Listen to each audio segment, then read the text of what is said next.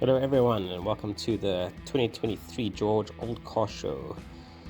So this year's theme was the Italian classic car theme. So all the Italian classics, well not all of them, but a lot of them were at the show this year. This is us heading down to the show. As you can see, there's a lot of people walking towards the gates, and you can see that the queue is very, very long. We did not go last year, so we don't know how long the queue was last year. But for normally the show's not on this side of the road, the entrance to the show. Only the entrance is on the main road side, and this is just a side street. So there were quite long queues, even just to get into the parking. So you can see as we do a nice little time lapse here that the line's very long. But this is only a long line because this is for, if you pay at the gate. So we went online and bought our tickets online, and then the queue was much shorter from the online ticket sales. As you can see, the queue's significantly shorter. iTickets, they did it this year. When we went back in 2020, it was a different, I think it was CompuTicket that did it.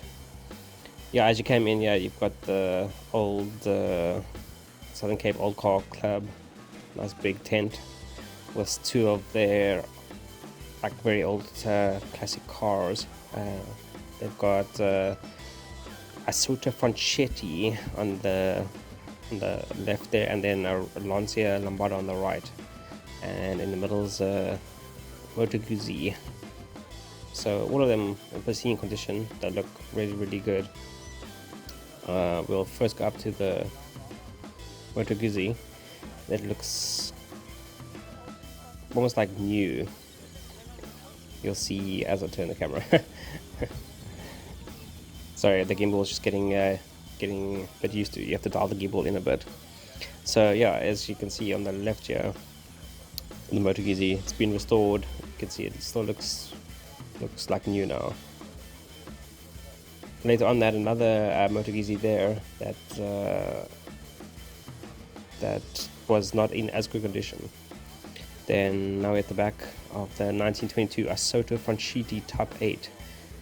So another Italian car, so rare car that I don't think I've seen one of these before. It's got a 5.9 liter straight 8 motor, so it's a nice long bonnet there, and rare vehicle that you never see, and it was also restored, so it looks like new. Then we've got a 1927 Lancia Lombardo. So this car is quite iconic because it's the first car that was made with a monocoque body. So the body and chassis, they're interlinked, which is very interesting. That's that old. Sorry, 1926. Lancia, not 1927. And yeah, you can see it's in excellent condition, like most of the cars that belong to the classic car clubs. That's very well taken care of. Then moving on, we've got a 1984 Maserati Quattroporte. That's on the left there in burgundy color. It was brought down by Franschhoek Motor Museum here in Cape Town in Franschhoek. Then we've got Lancia Aprilia 1947 on the left there, the silver Lancia. And walking up to these rare Maseratis motorcycles from 1957. So on the left we've got a Maserati 50cc Sport. It's kind of like the entry-level bike. And then at the back we've got the Maserati 75cc Turismo Lusso, which is kind of like the intermediate bike, they call it the gentleman's bike. And then we've got the 1957 Super Sport racing bike, which is the blue one. So yeah, this copper one was the Turismo Lusso version. These bikes are quite rare. They, according to the owner that was interviewed, no one in the world has all three of these bikes. You'll have collections with 2 out of the 3 bikes, but not 3 out of the 3 bikes like this. So it was actually quite an interesting story that this was actually found inside a estate that was bought by someone, and they knew the current owner, so they knew he worked on motorcycles. So he actually went down there and bought these from the estate, and then he restored them himself. I was actually surprised to see these in South Africa. You don't see many like that. Okay, so next is the early 60s Mercedes W110 Fintail. Nicely looked after. Doesn't look like it's been restored, but it's just in good condition. Then there's a W123 300D, some Volkswagen Golfs and Polo. I don't know why those are there. They're probably some vendors' cars, or maybe someone that owned some other vehicles at the show. Then there's an early 2000s Chev Ute, as the Australians call them, 5.7 V8. Then 1980s Toyota Celica Supra. Late 70s Ford Escort Sedan Mark II. Late 60s Ford Cortina Mark II. Then we've got the Concept Crew all chilling underneath the gazebo there. It was a very hot day this day. Very, very hot. It was like 36, 37 degrees Celsius. Then next we've got the Ford Continental Mark I, and we've got some, this is a Peugeot 103 motorcycle. Also they're not that rare, but you don't see them because it's an older motorcycle that's not not that reliable. And then we've got Maroon James motorcycle. You can also see it's quite an early 1946 model. It's from the UK. Then moving on from those three bikes, we're carrying on with a nice blue box-shaped Toyota Corolla, as it's known here in South Africa. It's from the 80s, and it's rear-wheel drive. They're not very fast. I remember a school friend of ours had one, and it was really, really slow. They could only, it was automatic, and 300 automatic, and the top speed was only about 80 kilometers, 90 kilometers an hour. That's like flat foot. Then we've got Chef Firenza, Ford Anglia, Ford Corsair, Chrysler Valiant Safari, also from like the mid 70s. Nice station wagon with the taxi on the roof, looks pretty cool. Then Valiant Barracuda. I'm very surprised at the values of those. They've just shot right up. Then Ford Cortina Mark II, Ford Escort Mark I, well, two of them. As you can see, they've been very well looked after. This owner's taken very good care of them. Then we've got Ford Cortina Mark III, the V8 with a V8 conversion. Then we've got a Ford Capri Mark I, Chev Carenza Can-Am. This one is actually a very special one because it's one of the original Can-Ams, and everything's matching numbers. The engine, chassis, everything. It's traced back to the original sales documents. It's very special. Then we've got the race car Can-Am, and then another Firenza Can-Am.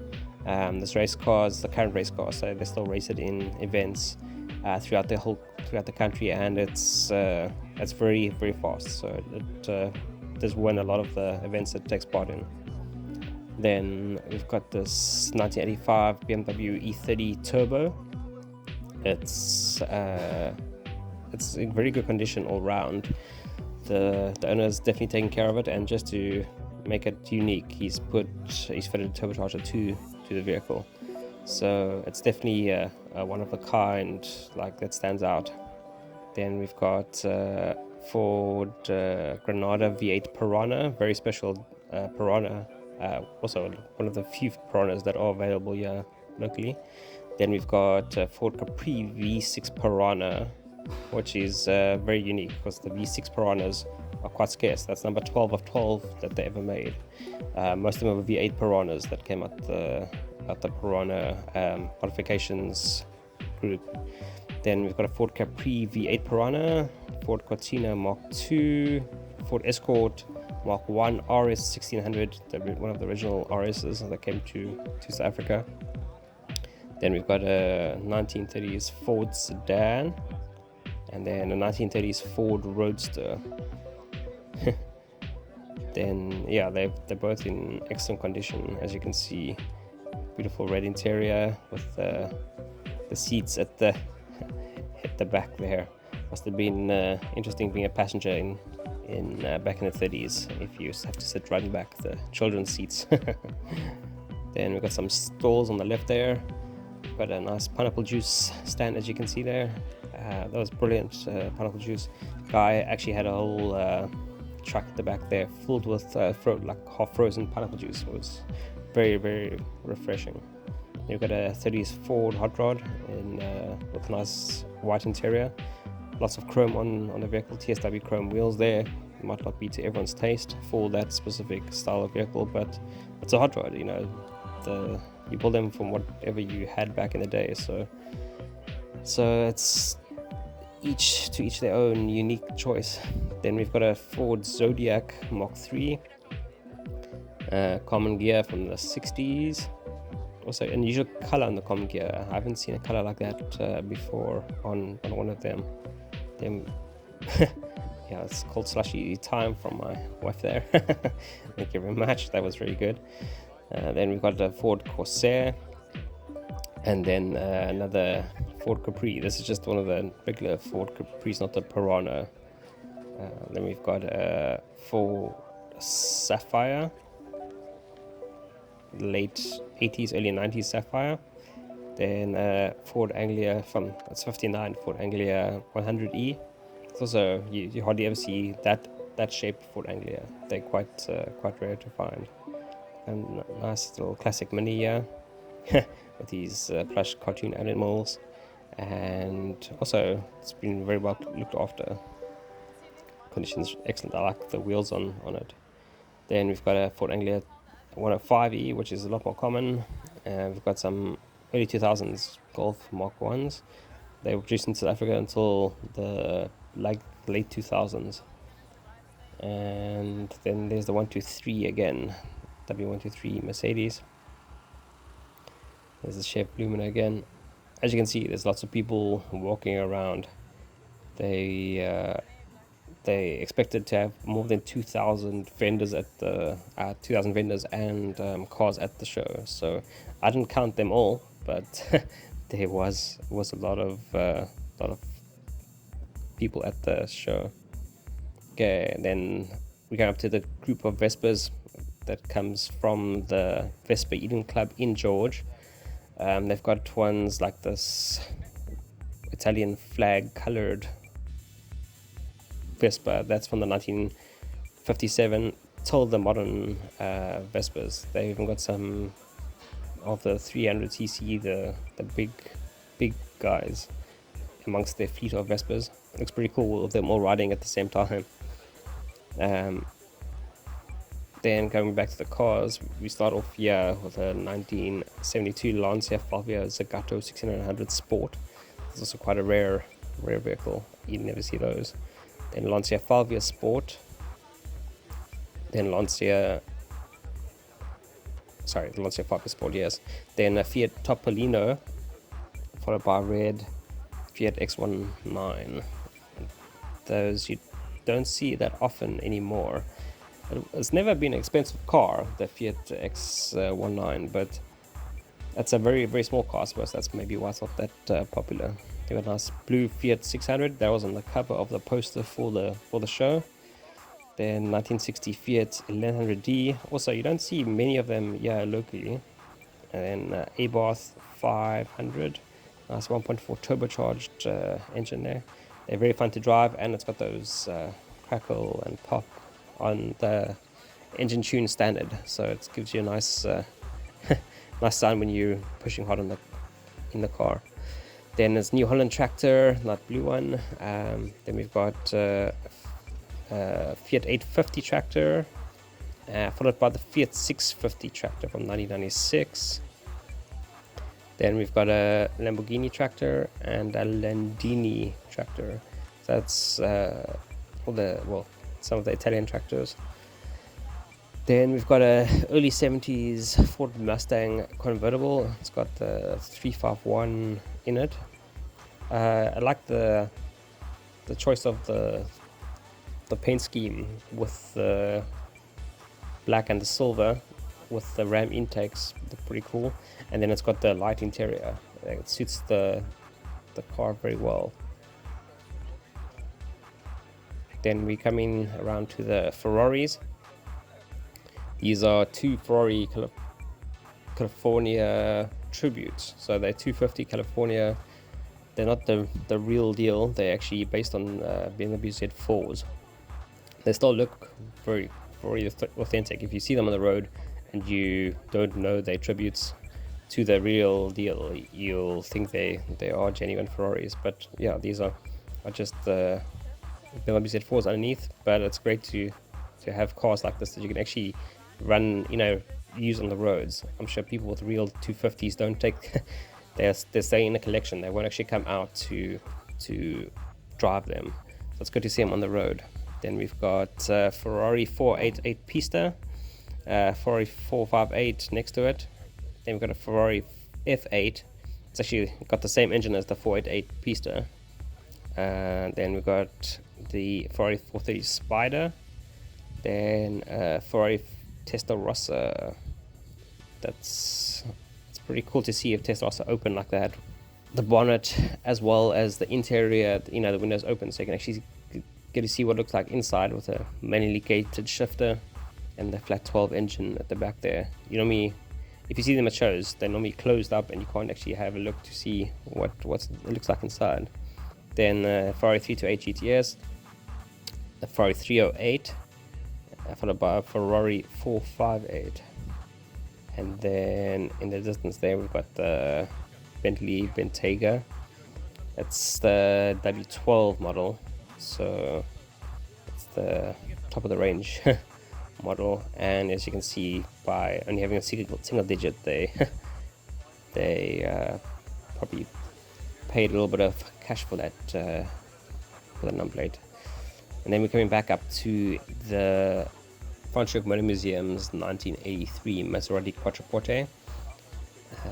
Yeah, it's not the best looking vehicle. I'm not sure. They probably just brought it down because of the Italian theme for the event, but they've got a lot of other vehicles there. Then on the left there, we've got a 1962 Garelli 50cc motorcycle. So it's also quite a rare motorcycle. You don't see many of them. Which is actually quite nice to have a theme for the event, because then all these rare specific manufacturer come out and you can actually get to see these vehicles that you'll never see before. Then we've got Alfa Romeo 2000 GTV, 2000s Alfa Romeo GTV, Alfa Romeo Alfa Sud, then Alfa Romeo Brera, Alfa Romeo GTV 116, Alfa Romeo GT 105, Alfa Romeo GT Junior. Then we've got a Alfa Romeo Giulia. Then Alfa Romeo 75. Then we've got switching back over to the Ferraris. We're going to go back to see the Ferrari Testarossas engine. So look inside the engine bay. See that lovely flat 12. There's a 4.9 litre flat 12 engine with a dry sump. It's got about 380 horsepower, and 0 to 60 is around 6 seconds. Quarter mile around 13.5 seconds.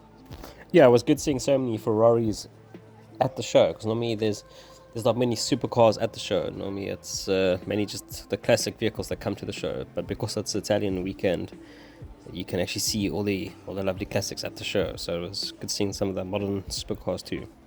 Then we've got the modern Alfa Brera Spider there. Very good looking vehicle, one of the better looking vehicles that they've had in the last couple of years.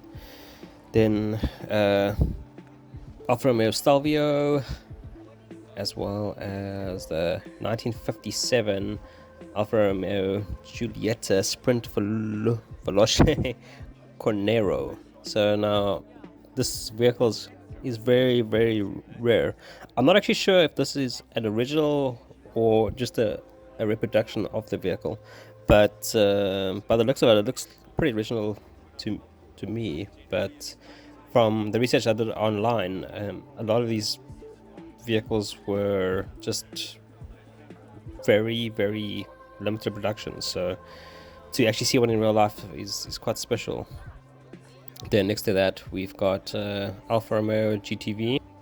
Then behind that, we've got the Ferrari 488 Pista. Then behind that, we've got the Ferrari 488 Pista. Nice bright red Rosso. And then to carry on, we've got an Alfa Romeo GTV, GTV Spider.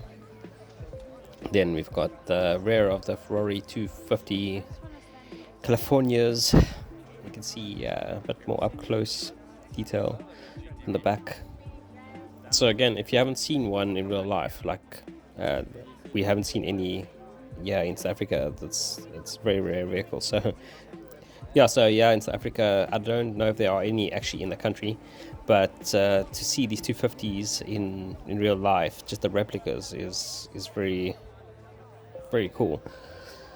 That's good that there are companies out there that can do the sort of thing, take an ordinary vehicle and then make it into something that looks like the original Ferraris from the 60s. So that's very, very cool. I know some people might not appreciate the workmanship that goes into it.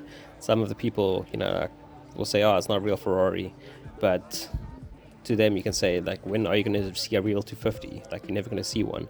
And you can actually have, enjoy the styling of the 250 while driving it if you did own one, and you don't have to worry about having an accident or some idiot in a parking lot or something like that bashes your door in, and then it's going to cost you like tens of thousands to fix. Where this, it's just a vehicle that can be replaced. That's something that's can't be replaced at all.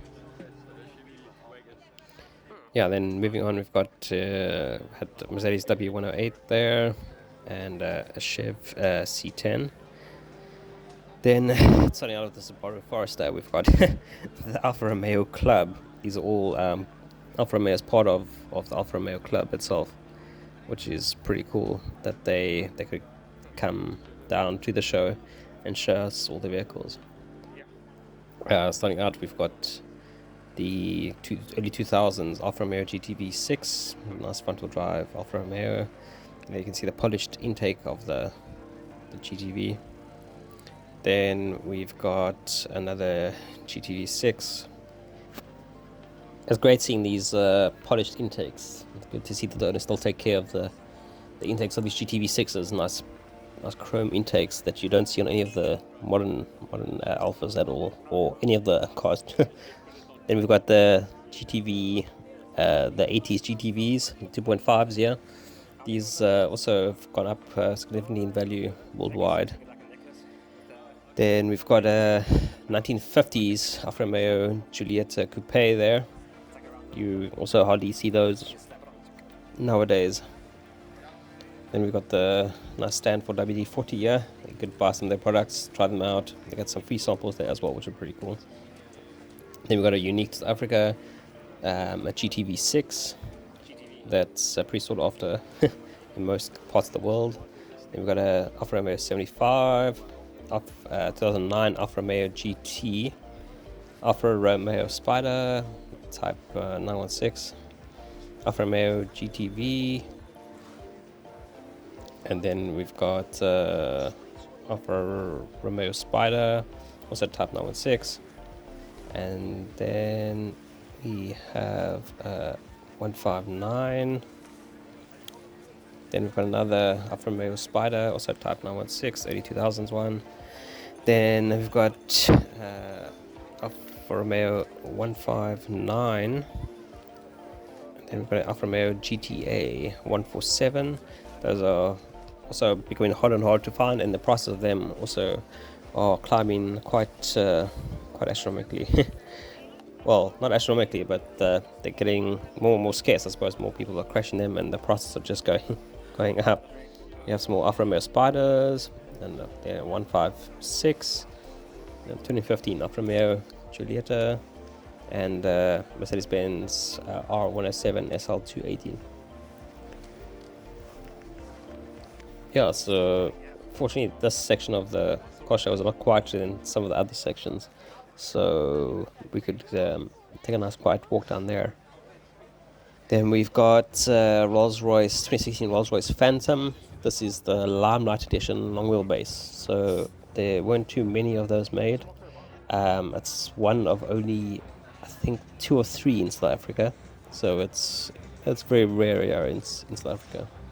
Then we've got a 1960s Rolls-Royce Phantom. Also interesting color that the Rolls-Royce Phantom is in. There we've got a Jaguar, 1960s Jaguars Mark II sedans, a 1950s Austin Healey. Those are very, very fun to drive. I drove one up to George about 3 years ago. A very interesting, very fun car to drive with the top down, and especially if it starts raining. Then we've got Mercedes SL, the R107, Mercedes SL 500, the R129, the Mercedes-Benz SLC C107, so it's basically the same as the R107, just the hard top. Then we've got the bay window VW bus, the 1955 Chevy 2-door handyman wagon, which has been nicely blacked out there, like murdered, as they like to say. Then we've got the orange 1970 Porsche 911 T 2.4, a nice bright green 911 Carrera RS 964. We've got a 30s Ford Roadster, nicely hot rodded, very, very well done there. We go back to the Porsche 911 Carrera RS 964. These you also don't see very often, and the values of them have gone up quite a bit. It's always been not a super rare car, but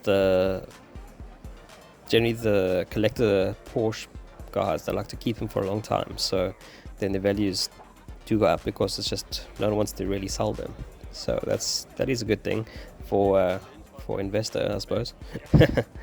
But yeah, you also don't see them very often, so it's good to see them here at the car show. Then moving on to the second rugby field. So this car show had basically, they had 3 different rugby field, well, 4 different rugby fields. In the one section they had 3 rugby fields, and then on the other side they had another rugby field. So we on stage 2 now of the 3 rugby fields. Yeah, sorry about the camera, a bit wonky there. Then we got some tractors on the left hand side there, and then starting out with the cars on the right here, we've got a Mini Cooper RSP. It's the Rover Special Products Mini Cooper from 1990. Then a Morgan 1971 Morgan Plus 8, Morgan 4+4 Roadster 1600, Porsche 911 991, then Lotus Cortina Mark 1. Those are also quite rare. You don't see them as often as the normal Ford Escorts. Peugeot 504 Convertible, a Lotus 7 Tribute.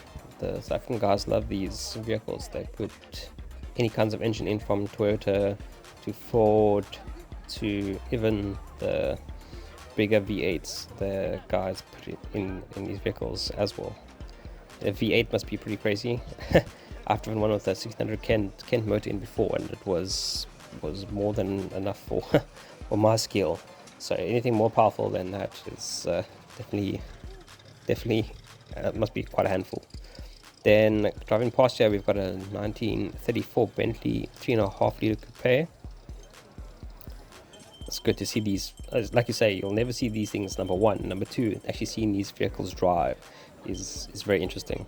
Then we've got a 2007 Mazda MX-5, Toyota MR2, a 79 911 SE. Then we've got the 58 Austin Healey Sprite Mark 1, the first generation. Then we've got a Triumph Vitesse Mark 2 convertible. These you also don't see very much of. unfortunately they're not as desirable as some of the other classics, so their values aren't that great, but it's good to see them out. Then Triumph TR4, Triumph TR6, Triumph Stag, Triumph Spitfire Mark IV, and then we've got this nice peachy Lloyd 600. So these you also don't see because there weren't that many of them produced, so it's quite cool to see these little small cars. Then we've got some classic stationary combustion engines here, so they're also known as hit and miss engines, so they will only fire every now and then. They don't fire continuously, so whenever you see there's a bit of puff of smoke, that's when it fires, and then it will fire again when it needs to. So they don't have much power. It's interesting reading up on them, so if you guys want to do some more reading up, it is quite interesting reading up on these. It's interesting seeing what the engines are about. So if you want to read up on it, then you can go to Wikipedia and just type in hit and miss engine, and you can read all about the stationary engines that were used basically in the early 1900s and late 1800s. So they were used to propel various forms of machinery from, well, lots of farming machinery, so go check it out. Then moving on, then we've got the classic VW Beetle from the late 1960s, followed by the Mercedes Ponton, followed by Ford Anglia 105E. Then we've got this beautiful Saab that you never see old Saabs like that, followed by the Chef 4100, which was available locally. It was unique to South Africa, so you never saw those anywhere else in the world. 4.1 litre straight six in a sedan. Then Chef El Camino, also basically exact same as Chef 4100, just the pickup type of vehicle. Then 1970 Holden HG Kingswood station wagon, which is quite unique. You don't see those very often in South Africa. Maybe in Australia you see them more often, but not here. Then moving on to the Sunbeam Rapier 3. Then Sunbeam Tiger, those values are going up quite significantly. Then the Sunbeam Rapier, also version 3A. Then Ford Cortina Mark 1, a Volvo 122 wagon. Then Ford Cortina Mark 5, a Jaguar XK8. Then we've got a Auto Union 1000. These Auto Unions also, you don't see them that often. Then we've got the Austin A series. So these are also, they don't keep the value that well, but it's interesting seeing vehicles that are that small. They are very, very small inside as well. Then we've got Triumph Spitfire Mark II. Next to that's Triumph TR3, then a Triumph TR6, and then another Triumph TR3, just a slightly older model. Then a Triumph Spitfire Mark IV, the Triumph Stag, the convertible Stag, which you also don't see that many of. Then another Triumph TR3, and then next to that Triumph 3A, 1959. Then we've got a 1947 Triumph Roadster 1800. It was the last production vehicle to use those rear dinky seats for the external, the external seats that flap down. And it's got an aluminium body, which is also quite interesting. Then we've got a VW bay window bus, 1995 Mercedes E220 convertible, BMW Z3 Roadster, 67 Mini Cooper S Mark 1, original Mini Cooper S. Then a 59 Austin Healey 3000 Mark 1, Jaguar E-Type, the Roadster, Austin Healey, another Jaguar E-Type Roadster, all very nicely polished up there, looking very original. Then next to that a Fiat 125. Next to the 125 we've got this Abarth 1000 TCR. So this vehicle was at the Nazney Hill Climb previously, and they go quite regularly to the Nazney Hill Climb. You'll see, I'll post a link to the other video we've got of this Abarth 1000. it actually is a proper racing vehicle, and it gets used as a racing vehicle. So the hill climb is quite challenging for a lot of vehicles because you need a balance of power as well as handling. You can't just have plain power to go up the hill. You have to have handling that balances it out. So it's good to see that this vehicle is actually being used and not just in a museum somewhere. So you'll see the launch. We've only got the launch of it, but hopefully we'll in the next year or so we'll have some more footage of this vehicle driving, and yeah, hopefully we can bring that to you quite soon. It really looks like a real cute little vehicle, but it's very, very quick on the hill climb. Then we move on to the much older classics from the early 1900s. It's the Ford Model T we're starting out with. Nice beautiful red with a black leather seat there. Then nice brass fittings with the crank handle still as well. Then we move on to this 1919 Renault. The blue stands out because there's not many blue vehicles from that time period, so that I've seen myself. And it's nice that it's got the white top. Then we go into the Ford Model T Torpedo. So nice wooden floor on this one with the crank handle as well. So I haven't seen if they actually started with the crank handle, but it's good to see that they've still got all these pieces on the vehicles. Then another red Ford Model T Torpedo. Also, all of these are kept in driving condition. Most of them actually drove down to the show, which is very impressive. Then a white Ford Model T, also with bright red wheels, and then some wooden dashboard there, and lots of shiny brass. It's good to see it in white. I haven't seen many white Model Ts, also with white tires, so it's quite a good contrast. Then we've got 1912 Rover Colonial. As you can see, it's quite a big vehicle. Lots massive back seat there, with a wicker basket at the back for all your luggage that you need to carry. Then next to that we've got a blue EMF Model 30 Roadster. Also nice, and in the blue color, looks pretty cool. Next to all the red Ford Model Ts. I'm actually surprised there's only red Ford Model Ts at this show. The one next to the EMF is actually a 1912 Model T, and then next to that we've got a black Model T with the red nose. This one's from 1913. And then next to that we've got a 1913 Benz. This one also drove down, did quite a number of kilometers to get to the show.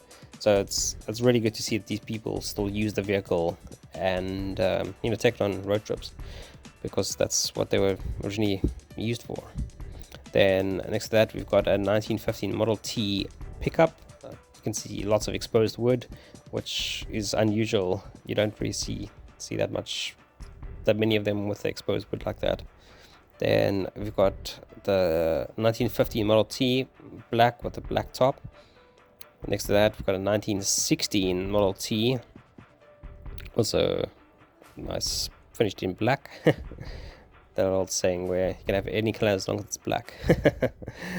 And then next to that we've got another Ford Model T, and then next to this Model T we've got a 1921 Rolls-Royce Silver Ghost, finished in blue. Also lots of nicely polished metal on that Rolls-Royce. Then following that we've got a 1923 Ford Model T, the 4-door, which also you don't see too many 4-doors in South Africa at least, but compared to the 2 doors, it's quite rare here in this country. Then next to that we've got a 1919 Ford Model T pickup, and next to that we've got also a bluish color Hupmobile 8, so 8-cylinder. And next to that we've got 1926 Ford Model T. It's grey, the green, lovely finish, it's lovely green, and it's actually made here locally came out the PE factory. And next to that we've got a late 1920s Chevy truck, also finished in green. So I don't think they get too used as trucks now, but it's good to see that they had trucks back then. Then we've got Ducati next to another bike stand. I think this is probably just someone's bike that they brought into the show, because it's by the old bike stand, so I don't quite think it's part of the display. But it's cool seeing a bike like that next to these old bikes. So with the old bikes, we're starting off with 1927 BSA Jap Special Motorbike 200cc. Next to that, it's a 1932 Panther 600cc motorbike. And then next to that, we've got a 1945 BSA M20 motorbike.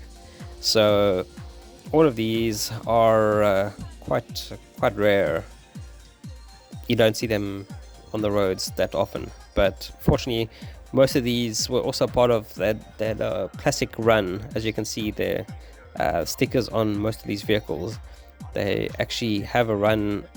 I'm not quite sure where the start point was, but they all run together. The Fête Tour, there you can see that they actually all run together, the classic bikes and the classic cars. Apparently this year was the first year the classic bikes joined the classic cars, and that must have been quite a cool drive, having those classic vehicles all together with the classic bikes. Unfortunately, one of them did break down, so they had to be towed, but it was pretty cool seeing everything together. Then we've got a Studebaker Lark. Those it's controversial styling with that vehicle. A lot of people don't like them, some people do like them. Then next to that is Austin 7. Next to the Austin 7, we've got a Ford Model T pickup, the Roadster. Got a little convertible top that can go down there, quite cool. Then we've got Chevy sedan. Then next to the sedan, we've got a two-door coupe style green Chevy as well. And next to that, we've got a Ford Model A. It's black with a white convertible top. Then another Ford Model A sedan, and that's also finished nice and white. Good to see a classic finished in white. We don't see too many of them. And then we've got a Ford Model A convertible, nice maroon with a white top there. And next to the maroon Ford, we've got another white or more cream-like finish on this Model A with a white convertible top. It's good to see that it's almost colors matching there with the whitish cream. Then next to that, we've got another Ford Model A, blue with a black top. It's really good. And followed that, we've got a classic Chev sedan there. It's busy being restored at the moment. It's been busy with it for a while when they interviewed the owner. So hopefully the next couple of shows it'll be done completely. Then we've got a nice restored also 30s Chev convertible. Then next to that, we've got some Buick Coupes from the 1930s, the late 30s. One of these is a 38. I'm not sure exactly which one, but yeah, so it's good to see these. You can see the progression from a simpler car to a more modern car to what we know now, like the form factor of. So it's pretty cool. And then moving on to the next row, we start off with the Jag E-Type, and then next to those two E-Types, nice E-Type hardtop there. Then it's Jaguar XJS. Next to the XJS V12 is Jensen Interceptor. Don't see many of them in our country. Probably see quite a few in in the UK. I always remember Jerry Clarkson speaking about Jensen Interceptor. Then Chev Apache 31, a Chev C10 71, Studebaker Hawk, a Studebaker pickup, which is quite rare. Actually seeing it like that. It looks a lot like a C10. Then next to that, 1955 Studebaker President. Next to that, a 60 Studebaker Champ pickup. Also quite rare. You don't see many of them. Then a Studebaker Hawk. Then a little classic Mini Cooper. Next to that, a Chevy sedan from the late 50s, early 60s. Then next to that, we've got a Volvo Amazon. Yeah, in South Africa, we didn't get many of these the classic Volvos. So I've seen one at a show. You might see one or two at a show, but on the roads themselves, you'll never actually see them around. You'll if you do see one, then it's quite a rare sighting that you actually find. Then moving on, we've got 1950s Cadillac sedan. Then next to that, we've got a 1966 Cadillac Eldorado convertible. Nicely finished in green with looks like a cream top. This is all one owner that owns all these big American vehicles. It's quite unique to see all of them together Then next to that we've got a Valiant VIP. Next to that one we've got another Chevy sedan, also from the early 40s. And then we've got a Dodge Ram SRT 10. That's also very hard to find because we never got them here. Then we've got the VW Museum business display next to them. It starts off with a 1960 Common Gear. It's been restored, so it looks just like it came out the factory. Next to that we've got a 1982 Golf GTR Mark 1. 1982 is when the Golf GTR just came out here in South Africa. Next to that we've got 1974 Beetle Cabriolet. One of the last styles, the bigger lights all round. So it was pretty interesting seeing these vehicles in museum quality, standard. Then Volkswagen merchandise, and then starting on the new row we've got Ford Galaxy LTD 1970. Then we've got late 60s Beetles, some early 70s Beetles. Then we've got 70s Ford Fairlane, the ZD shape. And then next to that we've got the back of the Dodge Ram, you can see there, SRT 10. That's the quad cab, so it's actually, you don't see many of them. I'm not sure if it's an original, if they came out like that, or if it's just a normal Dodge Ram with the Viper motor in it. And then after the Cadillac we've got a Lincoln Continental Mark II. It's quite a big car for just a coupe. That's very, very big, and especially keeping all the black clean must take quite a lot of polishing. It looks pretty good with a white and black interior, gives it a nice contrast. Then next to that we've got two Buick Rivieras, one unique nice bow tail there, and next to the newer Riviera, which doesn't look as good. Then we've got a 1960s Oldsmobile 442. That's the nice white with black stripes. Before that we had the Oldsmobile Dynamic 88. Then we've got a Lincoln Continental Coupe from the 80s. Then a 65 Ford Fairlane. Then we've got a 1960s Ford Anglia, the 105E shape. Nice finished in grey. I don't think I've seen a grey one like that, so it's good to see a rarer colour like that. Next to that we've got the 1930s Ford Roadster, nicely done up in nice hot rod fashion. And going into a closer view on the Anglia, now you can actually see the engine bay as well a little bit there. Nice, lots of chrome pieces that the owners added to the Anglia. Then the 30s Ford Roadster has I don't think it's not original 30s Ford, but it's inspired by that. Then we've got a 2000 Chev pickup Bucky. It's got the 5.7 LS motor in it and came out the factory like that. Then next to that it's a 1963 Dodge 330, 1959 MGA Roadster, a 1959 DeSoto Fire Dome, a 1940s Dodge pickup, 1980 Chev Record, a 1960 Opel Record P2, and 1975 Ford Cortina, a 1960 Opel Captain, a 1990 Chev Camaro there in bright yellow. This that a Ferrari California. That's a bit of an odd match between these cars. And then Ford Hot Rod and a Chev Lumina SS. It's got the 6-liter V8 in that one. Next to that, a 1950s Chevy wagon.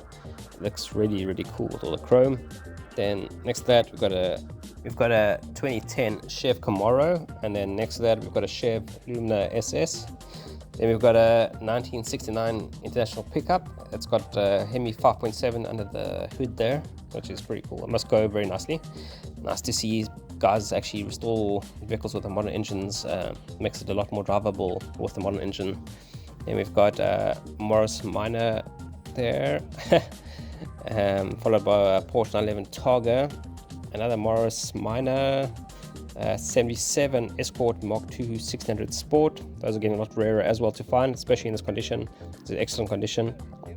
Mercedes Ponton, then Mercedes 1965 Mercedes W112, Bogward Hansa Isabella Saloon.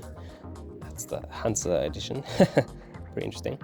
Then MGB Roadster 1966, Mercedes W123, Ford Cortina Coupe, which are quite rare here in South Africa. You never got many of those here locally. A black Chevy 1950 Chevy Coupe. Looks pretty cool in the two-tone with the black with lots of chrome and the cream top. And then next to that we've got the 1956 Wolseley 1550. Also, I don't think I've ever seen one of these 1550s.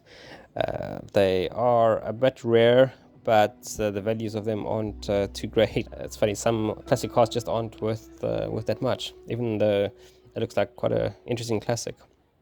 Move on, we've got a 62 Ford Console 315. Then next to that we've got a Mercedes W112 Coupe. Next to that we've got a Ford Fairlane, also the 70s. Next to that we've got a Ford Anglia, the 105 E-Shape. Then moving on to our new row, we've got a 1971 Citroen Diane with the interesting coloured Renault 4CV. Also a cool colour, Austin Opal.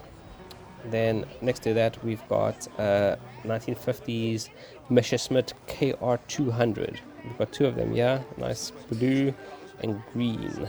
At least interesting that you can actually set two people in this little interesting, I'm not sure what they actually call it, but it could be a sort of a quadricycle, but there's only three wheels, so maybe it's a trike.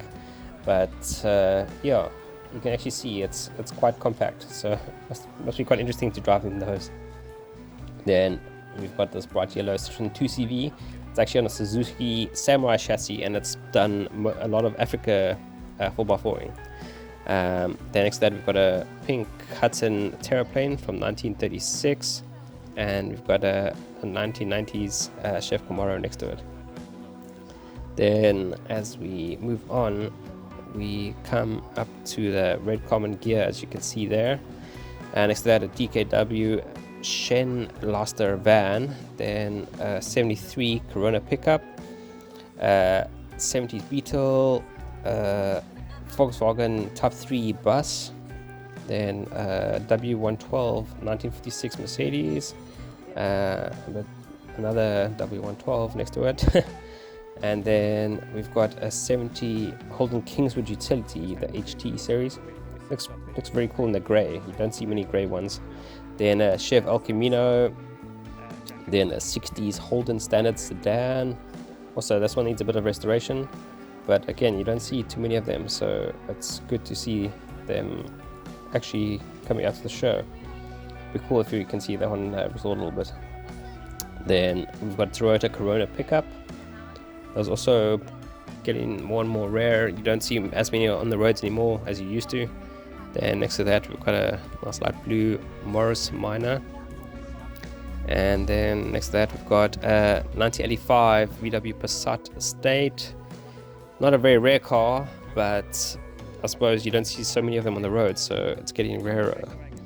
Next to that we've got a 1966 Mini pickup. A nice walk around tour for you guys here. You can see it's got the tonneau cover at the back, which is pretty cool.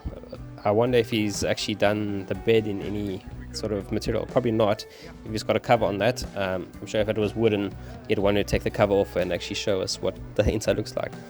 But I like how it's finished off the inside with the black seats and the wooden steering wheel. And moving on, we've got a whole bunch of Morris Minors here. Long line of Morris Minors.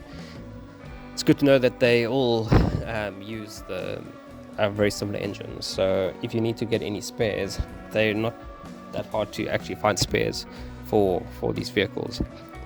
You have to import them from the UK. There's no one locally in South Africa that does spares. We have had to rebuild the engine of one of them, and we had to get the spares from the UK. Fortunately, they are readily available in the UK, and yeah, you can get them. And then last on the lineup here of the Morris Minors is a 59 Morris Minor quarter-ton pickup. So there you can see the small little 900cc engine. Some of them had, well, there's a 9 just on 1 liter. If you round it up, it's 1 liter engine capacity. Some had a 1.1 liter. This was the 1000, so only just under 1000 cc engine capacity. This one's finished off nicely with the slats on the side as well as the wooden bed. So if the Mini had the wooden bed, probably think you would have taken that cover off there back there. Then we've got a nice row of two Jaguar D types tributes there. Then we've got a Ford GT 40 tribute, as well as Mercedes R107 280 SL. It's not as rare, but still those values are going up quite nicely. Then we've got some AC Cobra tributes. These ones are running a Ford motor. Well, one of them was running a Ford motor, one of them was running a Chev motor, some of them run the newest Chev motors as well. Then we've got a 1994 TVR Chimera, the 4-liter V8 at the end there. Okay, now we're going over to the vehicle rev. Maybe you guys can listen to these guys giving vehicles a bit of a rev now.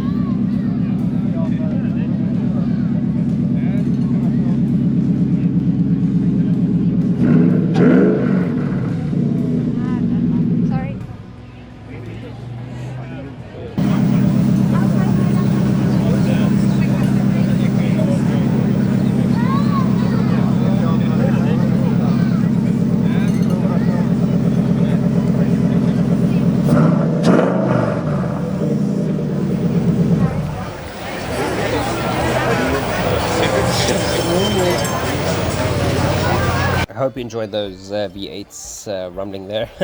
Good to hear them. Then moving on to some more Morris Minors, as we can see, part of the club. The club's quite big. Good to see all of them in a row as well. A lot of the other cars were spaced out, so you couldn't really see them. Then you can see a nice Morris Traveller there. Also, you hardly see those with the wooden accents. It looks really cool. Then we've got Honda F4V. It's not very rare, but interesting to see that, yeah. Then followed by Ford Cortina, and then Ford Cortina pickup. Those are quite common here in South Africa. Another Ford Cortina pickup, followed by custom trike. Those are quite interesting. Interesting homemade vehicles. Then we've got a Zodiac Mark III from Ford. Yeah, Ford made those. Then we've got an Austin Freeway, Ford Anglia van, which looks very cool. Those are rare. You don't see many actual panel vans. Then Ford Anglia, also 1000 cc. There you can see a little engine, also very nice and neat engine bay. Then we've got Ford Cortina and a 59 Chrysler Imperial, nice big vehicle. And next to that we've got a 59 Ford Thunderbird, also very good condition. Then another Cortina Coupe. You never see them on the road, but he has a second one and one show. Next to that we've got a Studebaker Hawk, and then a 30 Dodge sedan. It should actually be with the 30s vehicles, but it's here on its own, which is interesting. Don't know why it's really on its own there. Then we've got a Ford Cortina, a bright orange Ford Escort Mark 1.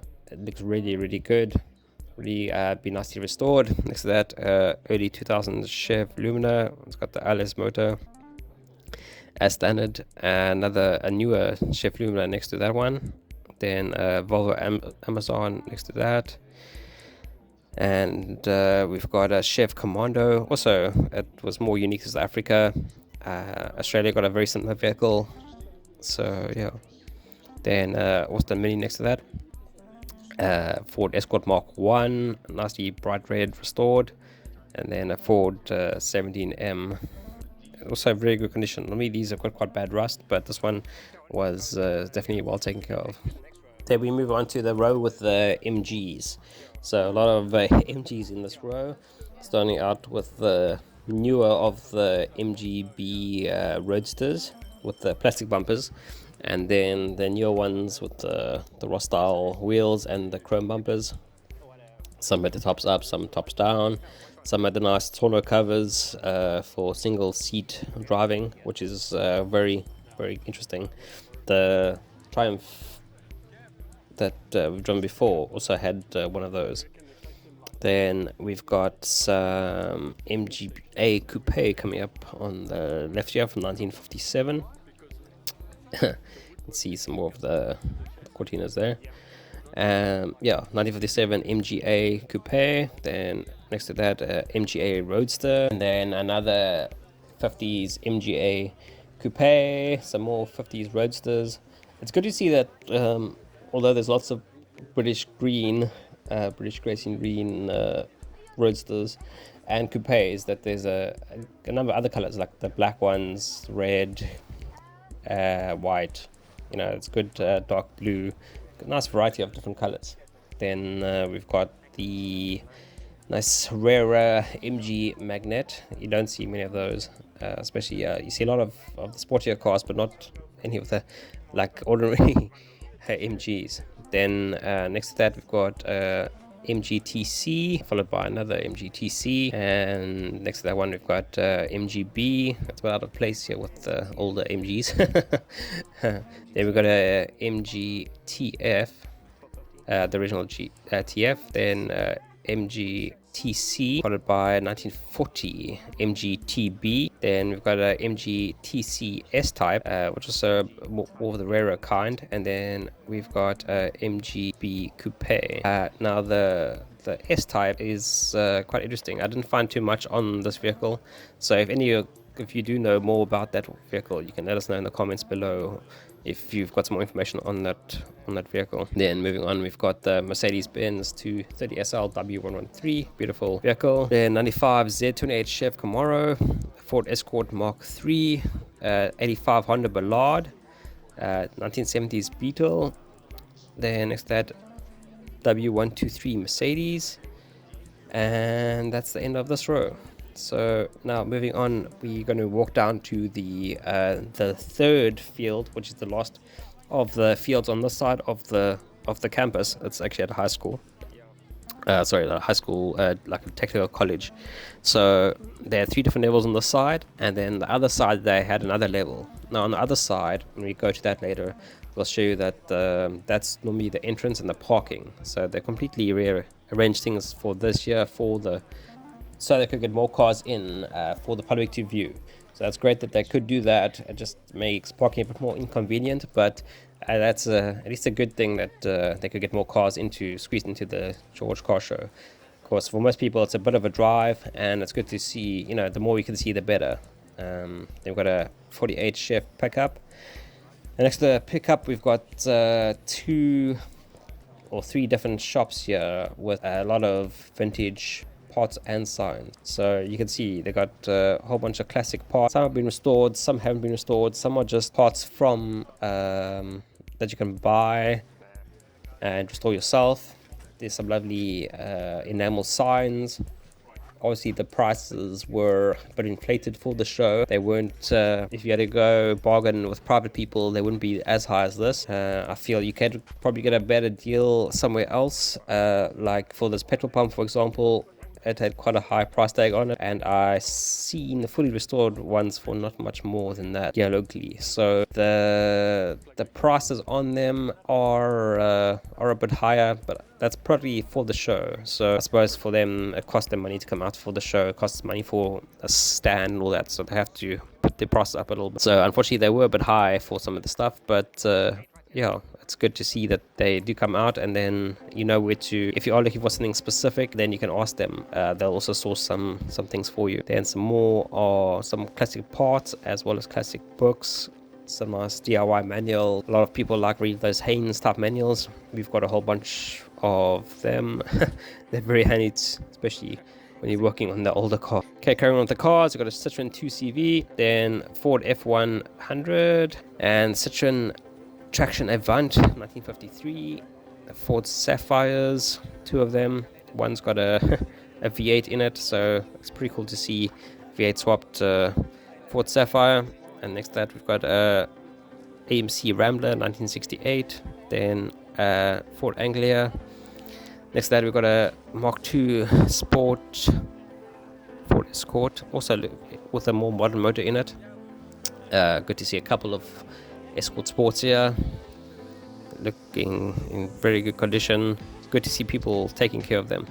I think now the values have gone up. Now people are more inclined to take care of them. So it's sad to say that some things are like that. So if something's not worth a lot, generally someone won't take care of it. But if they know it's worth a lot of money, then they'll take more care of it. Which is a bit sad to say, but it's true. Then we've got some more Ford Escorts, Ford Capri. Then we've got 2017 Ford Mustang, Ford Fairlane, then F-150, and then we've got GMC pickup as well. So this pickup, we spoke to the guy who built the vehicle. He's actually from Mossel Bay, so it's not too far away from George, probably about half an hour's drive. And they actually ground down the vehicle to actually try and clear coat it, but it didn't work. Next to that, we've got an El Camino. Next to that, we've got AC Cobra Tribute. Another nice pan of the AC Cobra Tribute. It's got the Jeep headlights. I don't really like them myself, but I suppose the owner probably likes them. Again, going back to this GMC pickup. This owner tried to clear coat, to grind down and then clear coat it, but the clear coat had a reaction with the raw paint in a lot of places. So yeah, so they actually going to restore it back to proper nice paint finish, even though it looks unique with the finish it's got now. Well, I'll let you hear the engine.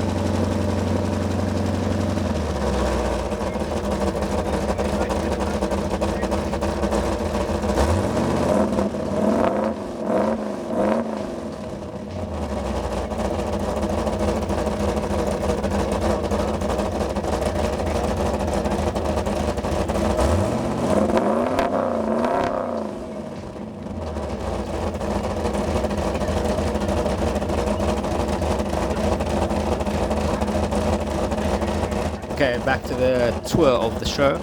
Okay, as you can see on the vehicle, there's a lot of rusty spots, so you're going to have to sadly grind it all down, a lot more work, and get all that metal back to good healthy metal again, and then give it a good primer and paint.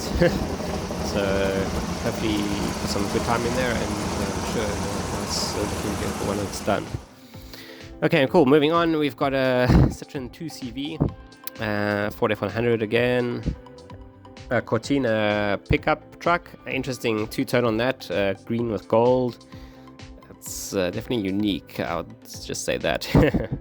Then we've got a Ford Capri, Chevelle, the four-door. The two-door Chevelles are very cool. I think they've always been cool vehicles. It's a nice American muscle two doors that have been out there. Then we've got a Willys Jeep. Next to that, we've got a Ford Console Estate, which is quite rare. I don't think I've seen many of the Console Estates. It looks really cool. Next to that is a 1967-68 Mustang Fastback. It's got the Eleanor kit on it from Gone in 60 Seconds. Some people hate the kit. I know a lot of people, well, not a lot of people, but I know some people, it's a love or hate thing. Some people love I personally like the kit on it. Some people hate it. They think it's too cheap. Next to that, we've got Ford 17M. Next to that, a Land Rover classic pickup, Defender pickup. Next to that, nice bright green Ford Galaxy 500. You can see it's a massive vehicle. And then moving on to the next row of things. We're coming up towards the Mercedes as well as the Porsches. So it's more of the more expensive cars at the bottom of the field here. The Mercedes-Benz always have the bottom of the field, Mercedes-Benz Car Club here, which is good because you get to see some of the latest Mercedes out there, as well as some very old, rare, available Mercedes. Okay, we've got starting out here with the Rover 3500 race car. Well, it's like a race-inspired car, not really a race car, but it looks interesting. Then 70s Pontiac Firebird, then Ford Mustang, 2017 Ford Mustang, the 5.0, and then a Chevy Camaro Z28, which is rare in South Africa. You don't see many of them. Then a Corvette C4. Next to that, Dodge Police Tribute Sedan. It also looks pretty cool. I don't know if you actually got police vehicles in that finish, but yeah, looks interesting. Then we've got a 58 Buick Special, 70s Chrysler 300. Then we've got a Ford from the 70s. And next to that, we've got a 66 Mustang Coupe. And next to that, we've got a 70s Chevy El Camino. Nice white with the black stripes. You don't see it very often like that. Black grille, black bumper. Next to that, there's a Chevy Impala. Next to that, bright green Chevy Lumina SS Ute or pickup. 6-liter V8 from the factory. Nice manual transmission. Very, very, very good vehicles there. Nice work vehicle, as you say. Then a Ford Mustang Mark 1. 1973 Mustang Mark 1. Then a 92 Opel Kadett GSI Superboss 16 valve. Then Ford Capri. Then Ford Cortina Big 6. 69 GMC Ranger. These you don't see too many of it anymore. You used to see quite a few of them on the road, but not anymore. Then moving over to the Porsches, we've got Cayman S. Then another newer Boxster S, a Porsche Cayenne S, early 2000s Cayenne S, 2011 911 Turbo, then 2001 996 Turbo. So that's good seeing the older Porsches there. Then 944, it's also a love or hate vehicle. Some people like it, some people say it's too much Volkswagen parts. But it's a good car to have to maintain. It's a lot cheaper to maintain. Then next to that, there's a Cayman S, and then a 911 GTS, then a Porsche Cayman S, then a 911 Convertible. That's the slightly wider body one. Looks pretty cool. Then a 911 Convertible, and then a classic 70s 911 Targa. And then its sister, much older 64 356C, looks really good in red. Then the Mercedes-Benz Part Tour starts.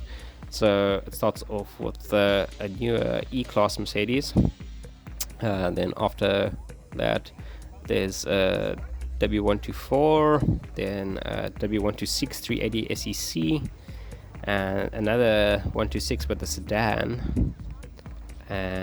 You can see they are newer Mercedes, but they don't hold too much of a value because they're not as rare, but they were at their time. It was one of the better vehicles to have. Then we're going back to the Chevy El Camino, the engine running.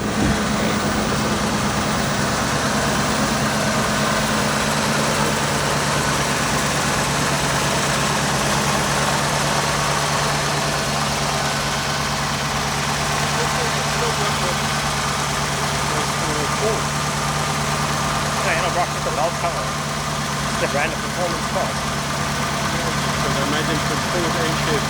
Ford, Chevy, with the latest one. It's only the block. It's got a new what's the number on the whole box from the top. Yeah. They make it for a whole bunch of different. But unfortunately, it's not that loud. You can't hear the engine too well. So we're going to be continuing with the Mercedes-Benz, another row of them. There's a whole bunch of these 230 SL W113s, 230, 250, and 280 SLs. It's good to see these Pagodas that are at the show. Again, you hardly see them out because they're getting more and more valuable. More and more people aren't actually using them. So, and I can remember about 10 years ago, you could see quite a few of these on the road. People actually use them for weekend cars. Now they're getting to a value point where it's better just to keep them locked up in the garage, which is a bit sad because a lot of people aren't actually using them. And they are very good cars to drive. It doesn't feel like an old car when you drive them. Okay, next to that we've got a R107 1979 Mercedes-Benz. Then next to that we've got a SLC R107 280 SLC. And next to that, we've got a 280 SL R107. Then we've got another 280 SLC, followed by a 450 SLC. And then we've got a 280 SL, the R107. And next to that is a 500 SL, the R129 shape. Which reminds me of Dude, Where's My Car, because they had those in that movie. Then next to that is a CLK 55 AMG, the C209. Next to that, CLK 55 AMG, which are also quite rare. You don't see those very often. And they're a bit underpowered compared to the SL brother that's next to it. Much underpowered because it's missing the supercharger. Then SL65 AMG, very thirsty, very powerful. Then SLK 55 AMG next to that. And then we've got a Mercedes W124 Coupe at the back here, next to the Caravan. I don't know why it's parked all the way at the back here. Maybe the owner doesn't like it being touched or something like that. And then we've got a Porsche 914. Also, those are quite hard to find. Porsche Maker Macan next to it. Porsche 911 Targa in blue next to that. Next to the Targa, we've got 911 Turbo S, one of the newer ones. Porsche 911 GT3 in red on the other side. Porsche Cayman S here. Then next to the GT3, we've got Porsche 911 GTS in a brownish color. I personally don't like that color. I think it's a bit of a strange color, a brownish gray. Next to the GTS is a Cayman S, also in a very similar brownish gray. Then next to that is a 70s 911. Then next to the 70s 911s, ooh, a nice orange 70s 911, looks really cool. Then Porsche 924 Turbo in white. It's also a love and hate car because some people like it, and a lot of other people probably with 911s that say it's not a real Porsche because it uses mostly VW parts and it uses a van motor and all these kind of things, which is true because it's cheaper to maintain. And then we've got a 2023 Mercedes-Benz C-Class here, as well as Mercedes 320 W142. So that's a very rare. There's only about 11 left in the world, and we'll see it driving a bit later on. Then Mercedes 600 short wheelbase, two of them, 1969, with a 6.2 litre V8. Very, very cool vehicles. You hardly ever see them. And then we've got the SL65 in the background starting up there, busy going. 55. SL55 in the background starting up, busy going. And here's the 320 W142 busy going for a drive. This is actually the chairman of the Mercedes Club. It's his vehicle. It's very cool to see these vehicles actually moving and driving.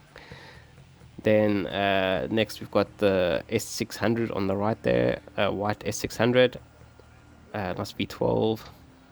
Got a lighter Mercedes-Benz also driving there. Yeah, the S600, he's started up and he is busy taking off. Then we've got a Maybach 57 here. They're also quite rare in South Africa. You don't see many of them. I suppose worldwide they didn't make too many of them, so they are quite rare. They're much more expensive than the S-Class, and yet people don't realize they're completely different. They don't share many parts between the two of them. Then next to that, we've got a 2018 Mercedes S-Class. It's one of the newer ones. I know Tavares is working on a similar one to that with the MG pack. Then 2023 Mercedes C-Class next to that. Then under the covers there, we've got brand new Mercedes-Benz 2023 EQS. So one of their electric vehicles. It's good to see that they're bringing these to South Africa despite the taxes on these vehicles. If those of you don't know, South Africa gets a special luxury tax for electric vehicles, even though most of the other countries in the world are actually giving tax credits and stuff like that. Here in South Africa, the government decided to actually put a tax on there. So if you want to go green, you unfortunately are paying more tax. You're not paying less tax, which is a bit ridiculous, but well, that's the country we live in. You can see it's very luxurious inside. Seat adjustment for the driver and passenger all on the driver's door there. Nice spacious boot or trunk. Electric tailgate, of course. Nice, beautiful interior. A lot of space in the back there. Then it comes to the front. I love the Mercedes-Benz grills that they do for the speakers. The nice aluminium grills. It's definitely something else. Lots of screens.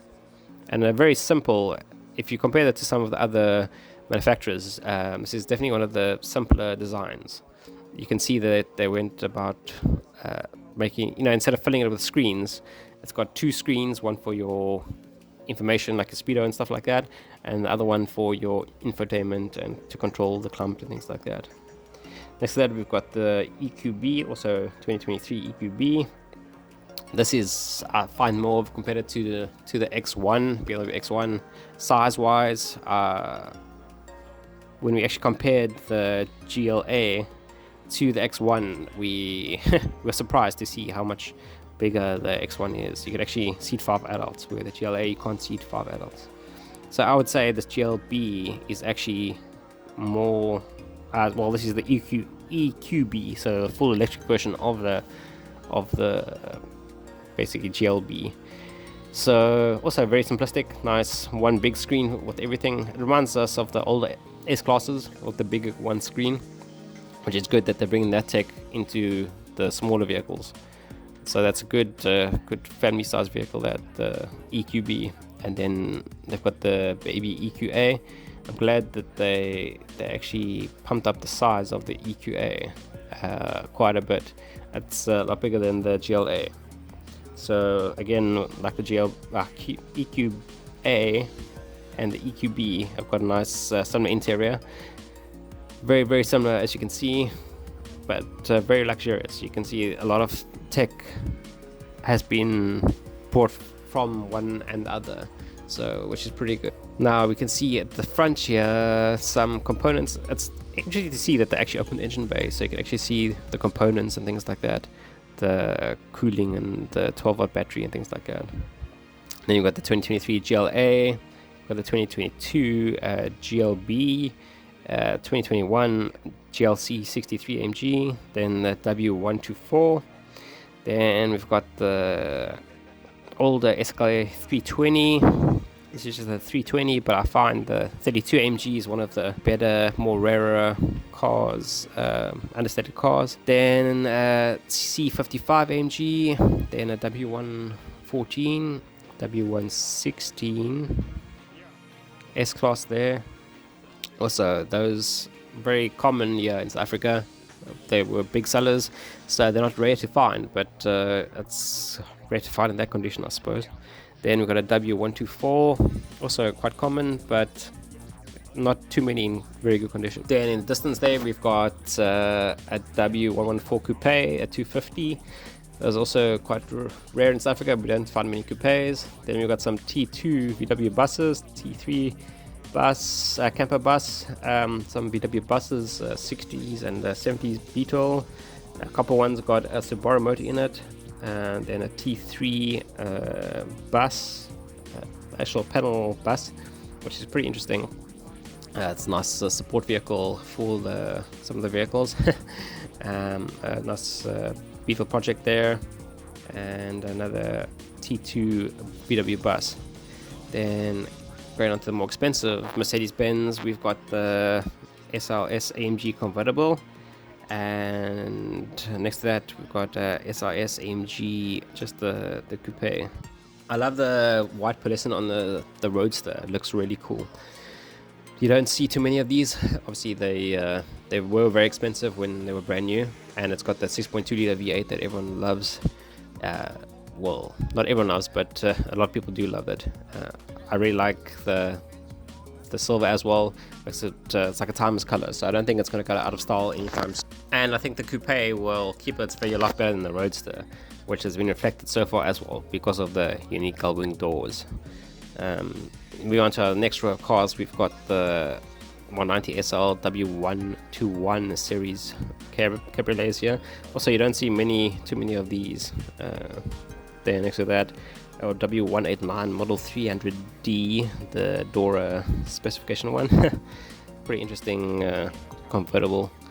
So it's a 4-door convertible. It's quite interesting vehicle. Nice big Mercedes from the 50s. So it's interesting to see how luxurious they were even back then. They were definitely setting themselves like ahead of a lot of the other manufacturers. Definitely setting, giving manufacturers a bit of a challenge to live up to their standards. And then next to that we've got a Mercedes-Benz Ponton, some 190 Pontons. Quite nice to see them all in a row like that. Also, I don't see many of them on the road. Then some W113 Mercedes-Benz. Some nice 280, 230 and 250s. I'm not too sure on which one's which, but it's good to see all of them out like this. Like I said before, most of these are just sitting in a garage at home, not being used. So it's good to see that they actually are being used. Yeah, in the distance there we see a green 1939 DKW 2-cylinder. It's only 11 of these fantastic cars sold in the world, so they're very rare, probably the only one in South Africa. Behind that one is actually DKW 100cc 3-cylinder. It's one of the more DKWC. Then 56 DKW 1000cc. That's been brought up to from 900 to 1000cc. It's got side drafts, and it's one family-owned vehicle since new. So some interesting history with that one. Actually, someone's modified the engine, so it's got more performance as well, which is pretty cool. And then we've got this grey DKW with a white roof. That's got also the 900cc, and that's the semi-automatic version. So it's interesting to see how many different vehicles had these different configurations. Then 1938 Mercedes-Benz 320W142. It's driving around. Also, you'll never see these vehicles driving around on the roads. Then swinging back to the Beetles driving, starting out with a 72 Beetle twin port, followed by a more classic looking Beetle. I don't know what to call that, but with a different color bonnet, it looks quite strange. And then behind the red Beetle, we've got that red Beetle does look really good with the different wheels on it. Behind that is a DKW 2-door, also 900cc.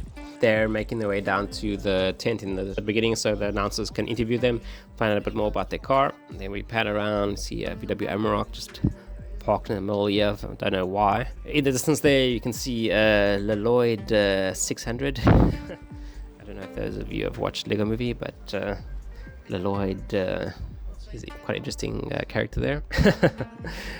Nice bright yellow Lloyd 600. These you also don't see anywhere. Then we've got a beach buggy, busy driving. Also needs a bit of restoration, that one. It's quite rough. 1969 beach buggy.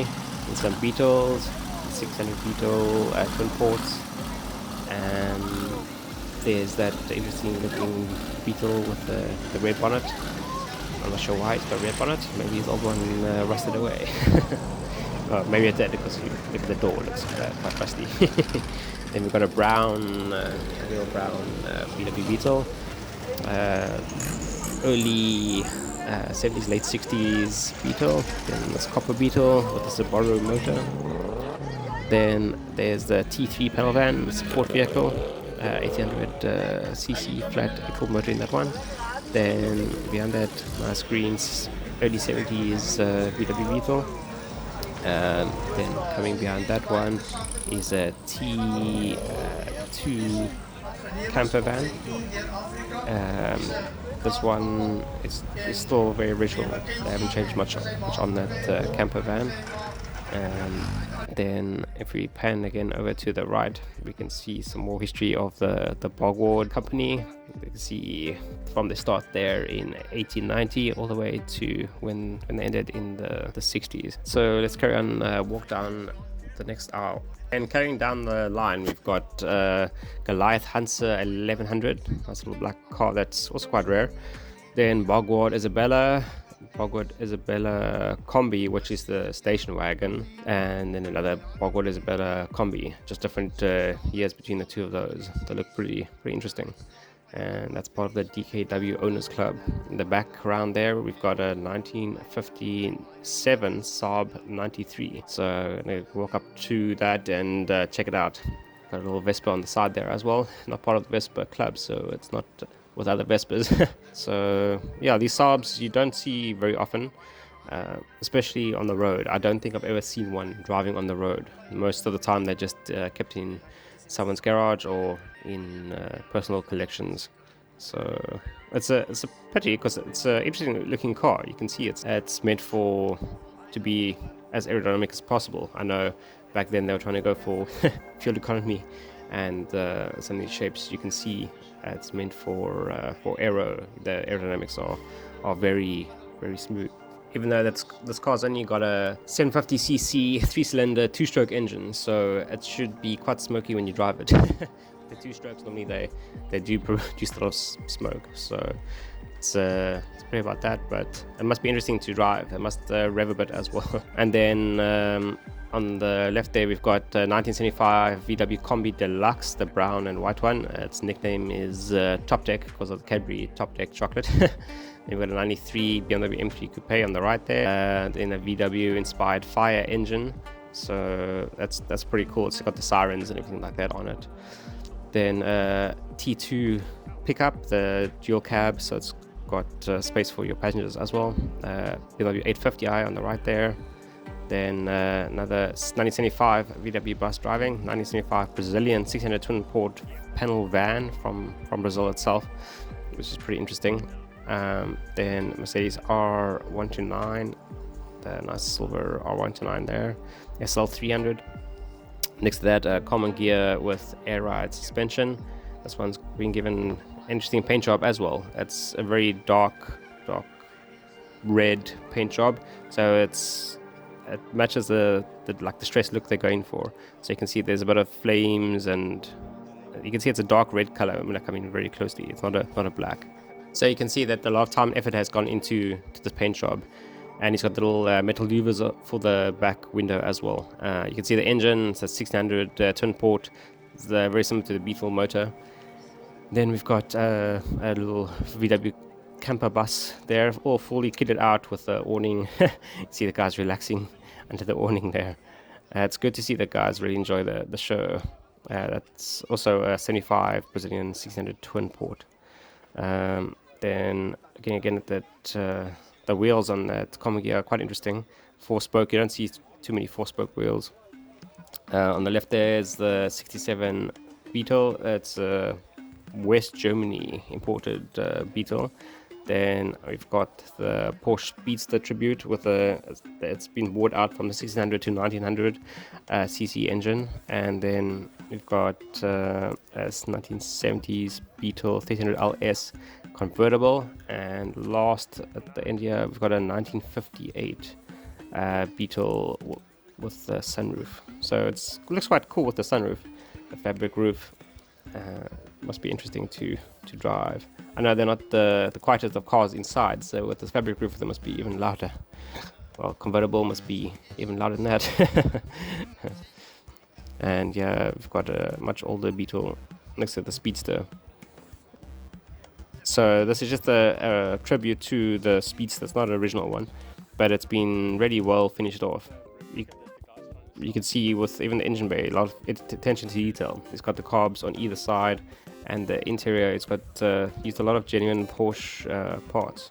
So it's good that he's actually sourced some things from Porsche itself, and just make it look a bit more authentic. Okay, then moving on, we've got some more interesting cars here. We've got next to the R129, we've got the 325 IS. Vehicles values have also gone up tremendously in the last few years. They used to go for under 100,000 Rand, and now recently they've shot up to some collectors asking 750, some asking R1 million for them. It is a really good looking vehicle. It looks much better than the standard 4-door vehicle. The little extras on the bumper add-ons and things like that make it look a lot better, but I don't know if it's worth that much, to be honest with you. To a collector, I'm sure it is worth that much, but yes. Then we've got the 2012 BMW 1M, and next to that we've got 1986 BMW 333i. That's unique only to South Africa. The rest of the world got the BMW M3 in the 80s. We never got it here in South Africa. Instead, what they did was take a BMW 733 motor from the same period, and they put it inside the 3 Series coupe body. So, and that is to make the 333i. So it's definitely unique. They made less than 200 of them, so it's collects internationally. It would be a good vehicle to have because it's so unique. And although M3s were sold throughout most of the world, the 333 was only sold in South Africa. There's the 356 Tribute going past, the Speedster Tribute. Like a 1.9 behind it is the also early 60s, late 50s Beetles driving behind him.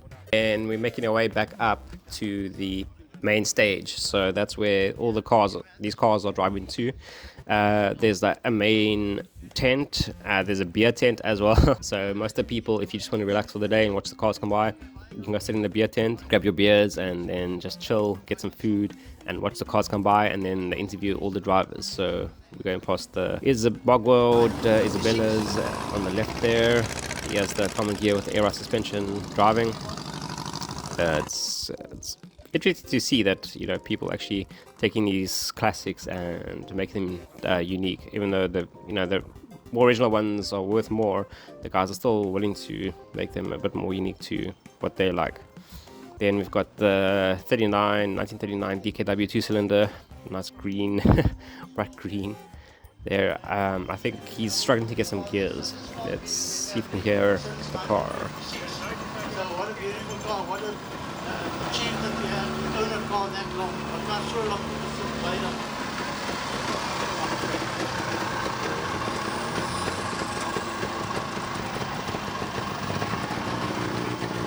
Hello. Enough Maria, the owner of this car, enough is going to tell you about this car. Yeah, you will notice some of these cars, it's got 2 doors. Some of them has got 4 doors. We jump to these VW buses arriving back from their little drive to the stage. There's the fire engine. It looks pretty cool with like I said, the nice sirens and lights and everything like that. Then a 75 Brazilian twin port panel van. I actually thought it was an earlier bus with the bay window, with a split window look, but it's actually a 75. And then behind the bus we've got the panel van with another bus, also a 70s bus from Brazil, but it's got the split window look. So it's pretty cool because you still got that the older style bus look, but it's actually from the 70s. And then walking our way back to the main stage, you can see there's lots of food vendors, which is good because you do get hungry and thirsty. I know a lot of places ran out of water very quickly, so you were forced to either buy Coke or either beer or pineapple juice like we did. There's the Porsche 356C, 64 356C in red. Those you also don't see many of on the road, but it's good to see that it's out running, driving. We actually found one like that at McDonald's about 2 years ago. The guy was getting McDonald's in his 356. It's an older gentleman, and he actually uses it during the week. So I'm not sure if that was the same vehicle. I don't think it was the same vehicle, but it's good to see that some of these guys do use the vehicles on a regular basis, that they're not just sitting at home not doing anything. Then we've got a 996 Turbo, Porsche 996 Turbo from 2001. Then going down, yes, the display with all the older cars. It's good to see the older cars are in front. They normally are in front here. They get probably the most attention out of all the cars because they're from turn of the century, so they're from the early 1900s, and you'll never see cars like this as a daily driver. So it's actually quite interesting to see them on the road. We actually saw one of the white Model Ts on this way back to Oudtshoorn We went back home that way on the Monday, and he was actually driving up for one of the passes there. So it's actually interesting to see that these cars, even of this age, that when the tour comes along, that they actually do that tour with all the old cars. So it's something incredible to see all these cars on the road. Then we got that 2020 Porsche 911 Targa. It's pretty cool with the way the roof works. The whole back section has to pop up just for the back to to close. It's a pity this guy stopped there to put the top up, and then he drove away, stopped again, and then he put the top up. So there you can see he stopped there. There pops up the back hatch. Then the top. There we see the roof come back on, and then the rear hatch will close again. There you can't really see it too well, but if you look at some other videos on YouTube, you'll see it looks pretty cool. Then behind him, there's a Porsche Cayman S, 2014 Porsche Cayman S. And then coming to past us now, black Porsche 911 Carrera S. And as we carry on, some more of the classic cars. I think it was that white one that we just went past now. I think that's the white vehicle that we saw on the Öteren Pass. It's very interesting. Obviously they drive extremely slow, so you have to be careful around them, but it's quite a sight to see them on the road. Then going past the start finish line that they've set up here, and the spectator's tent on the right, you can see there's a 2014 Porsche Boxster S, silver with the red top. I personally don't like the red top, but I suppose it matches his red interior, so he probably likes it. Red steering wheel, red dashboard, red top, everything is red. Then beyond that, we've got 2020 Porsche 911 Turbo S, so one of the most powerful Porsches they've ever made.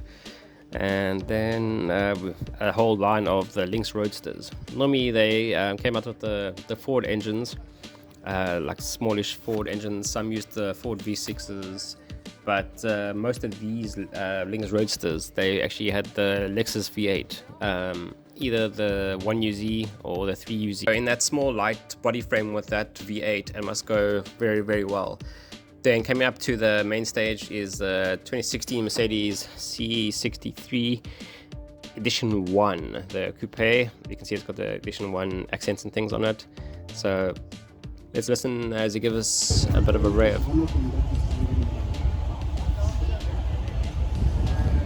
The capacity is C63. Which is a 4.4, and then 6.3 litre bi-turbo V8. So you can just give it a little bit of red. See, that's this brute force power. Thank you very much. Where are you from? From Victoria. This man came all the way from Victoria. Beautiful car with the door. Okay, cool. It was good to see that that C63. Listen to it as well. Okay, now we're moving on. We're walking through a lot of tables I had there, but unfortunately they were all in the sun. So normally it'll be cool to sit underneath there if there was shade, but obviously you can see it was such a hot day. Everyone was looking for shade under the trees. People would rather go sit under the trees than go and find a table. It was it's really, really one of the hottest George car shows we've ever been to. So they've got a lot of vendors there, so you're not stuck for choice. So that you don't just have like one vendor with a whole long line. You've got a whole lot of vendors with a whole lot of choices. So which is pretty cool.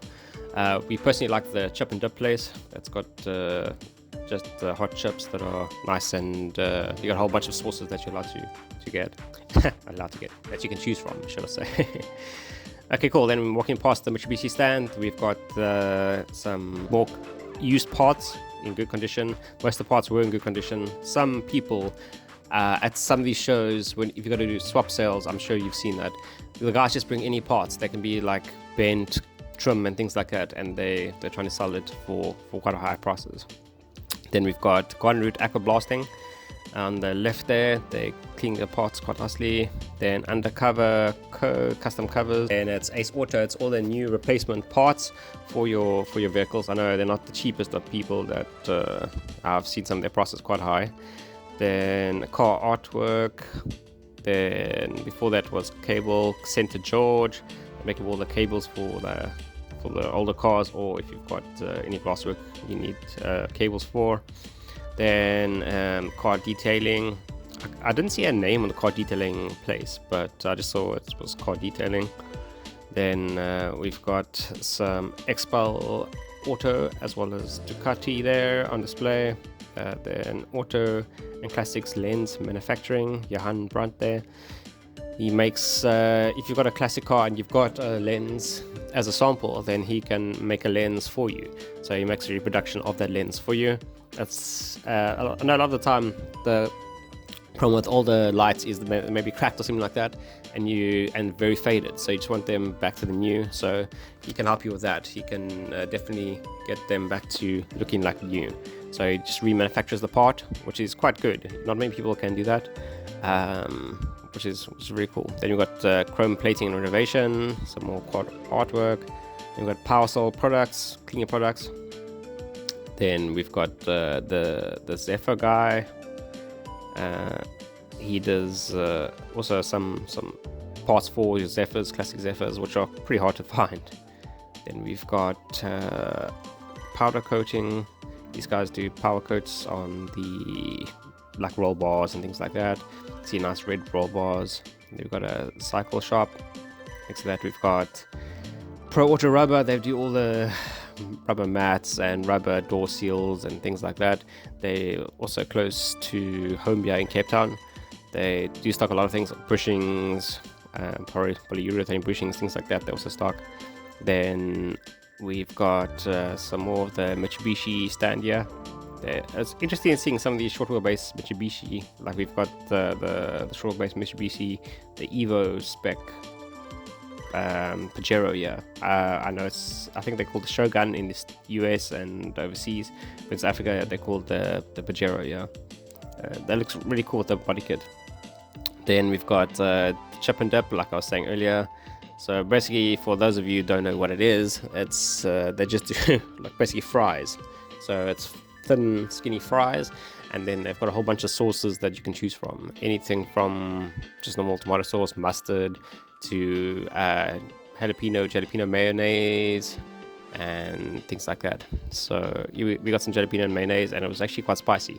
We were surprised, because normally a lot of places make it quite weak, but it was quite spicy. Then moving on, here's the 2016 C63 Edition 1. It's nice that the owner actually opened it up so we can see the engine bay.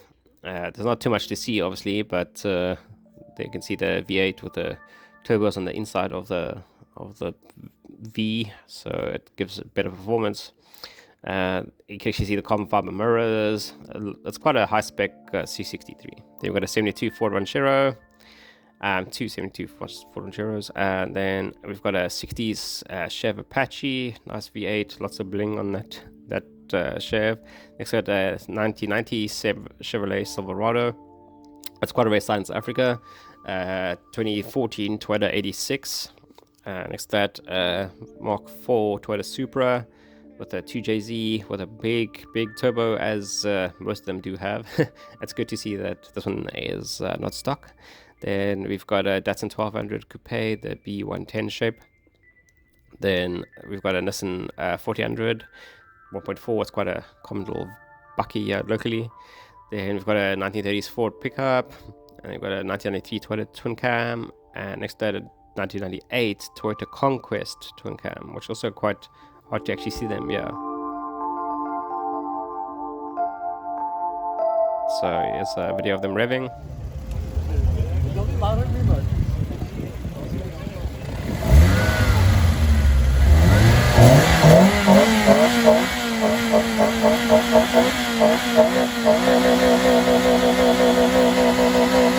Yeah, I personally wouldn't rev a vehicle like that. That's of that age, but it is a Toyota, so they're pretty die-hard vehicles. Then moving on, we've got a AC Cobra Coupe Tribute. It's a bit of a tribute to the Daytona. Not quite the same shape, but it does look pretty cool. Then we've got a Matador Motors Marauder. These also, most of the time we know but the Marauder as the military vehicles, or the bomb-proof vehicles, basically. But these are cool little sports cars that they used to make some time ago. Then we've got a Camaro followed by some Toyota FJ Cruisers. The FJ Cruiser pickup, and next to that FJ Cruiser short wheelbase. The short wheelbase looks pretty cool. I haven't seen too many of them, but they look pretty cool, especially in the blue. Makes it look really cool. Then carry on, we've got 1970s GMC pickup on air ride. As you can see, it's very, very low to the ground. I don't particularly like the way they did the bed in this truck, because there's a massive step there. You see, it doesn't look uniform. They should, and it looks like, you know, it's corrugated. That looks more like roof sheeting they used instead of pressed metal. I know pressed metal is hard to come by in South Africa, but it's, you know, you're making a custom truck, you might as well spend a bit more money and then get it done correctly, especially if you spend so much money on the air ride. I know air ride's not that cheap here locally, so they could have spent a little bit more money and then get that done. I don't know if they are going to do that later on or not, but that would be cool if they could finish it off properly. Then next we've got 1930s Ford pickup, nice, with the wood bed open at the back there that you can actually see the fuel tank and everything. Then another Chev pickup, also nice wooden bed. Then next to that we've got Chevy pickup on air ride. It's Motown Auto Spares. It's their show truck. Then we've got a 68 Chev C10 on air ride. Also this one, he didn't even do any load bed cover, so you can see all the nice work. Then also powered by a nice 350 V8, I believe, either 350 or stroked 350, so it's 383. And moving on there, we've got some of the owners of the vehicles under the gazebos there. Then we've got a Lexus ISF. Those also quite hard to find, not many people bought them, even though they are pretty good looking vehicles. They look a lot better than the standard IS. And then we've got a Fiat X119 on the right there. Then we've got a 1969 Ford Mustang Boss 408 Tribute. So it's a 351 engine that's been stroked to 408 cubic inches. Here's a video of it driving by.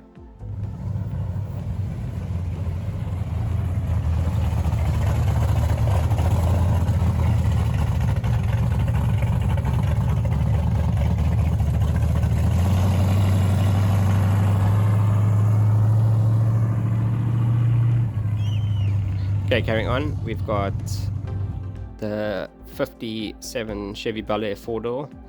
Now locally we had two versions of the car. We had the Bel Air and the 210. This one's the Bel Air version. So it's slightly more luxurious inside, better seats, things like that. There next to the Bel Air we've got a late 60s Mustang Fastback.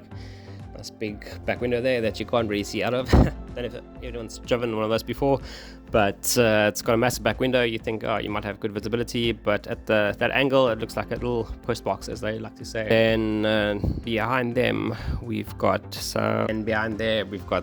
Chevy Impala and some Chevy pickups behind the gazebos that the guys are under there. Nicely well looked after vehicles, not all rusted. We've got 1970 Plymouth Barracuda convertible. Also, you don't see very many of these in South Africa. These are quite rare. Yeah, look there. We've got a whole bunch of Lynx Roadsters we saw earlier in the parade there, all in a row there.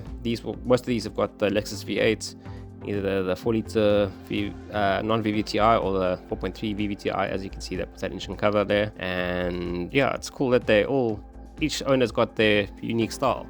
Then we've got two custom trikes there. One's got a very unique grey paint job with some airbrushing. As you can see, get nice and close, you can see the airbrushing on it. We've got a black, more basic trike, also all custom made.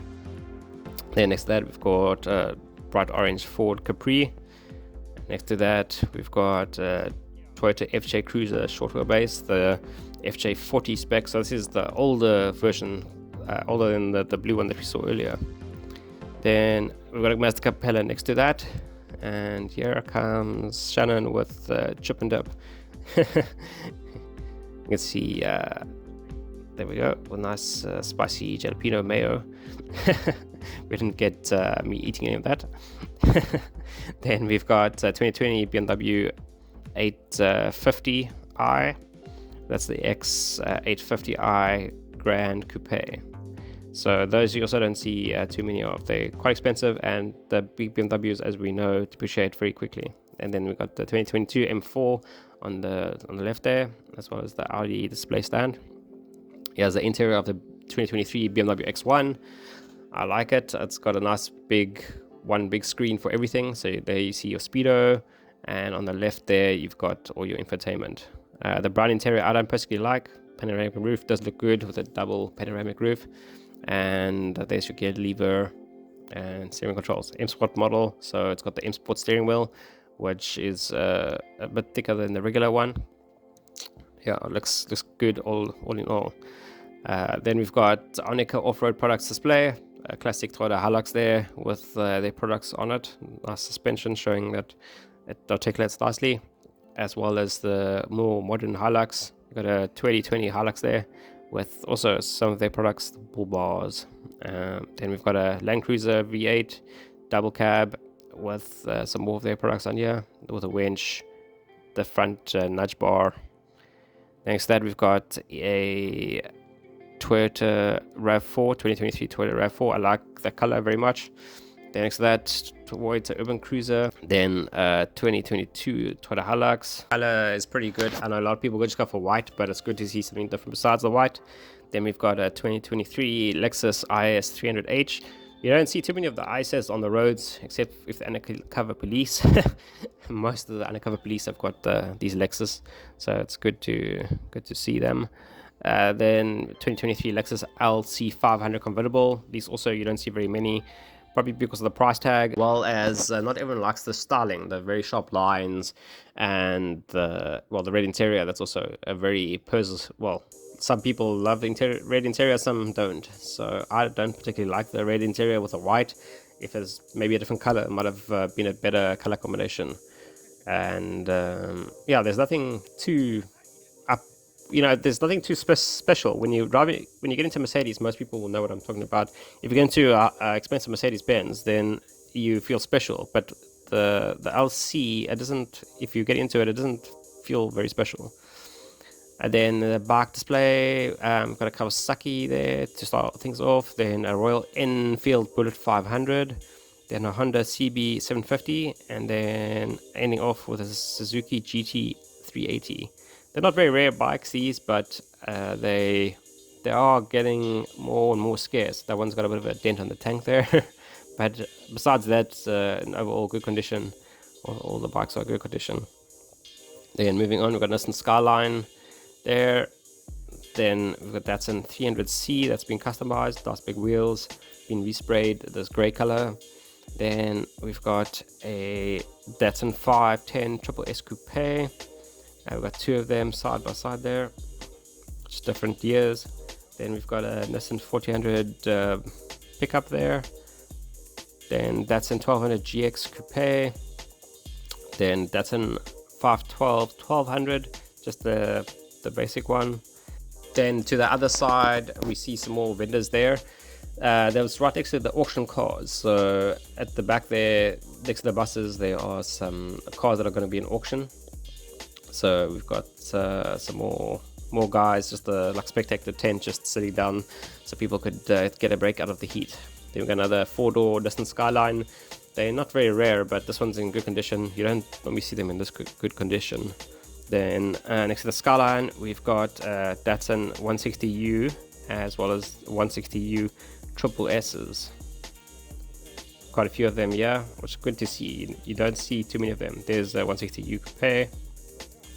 Then there's the Datsun 160Z Sports Coupe, also known as Triple S here locally. Then a 1200 GX. And then we move on to the Nissan display stand here. Nissan Magnite, quite popular cars. Then Nissan 370Z 2013. It's got the Rob Green Motorsports supercharged conversion. It's 496 horsepower.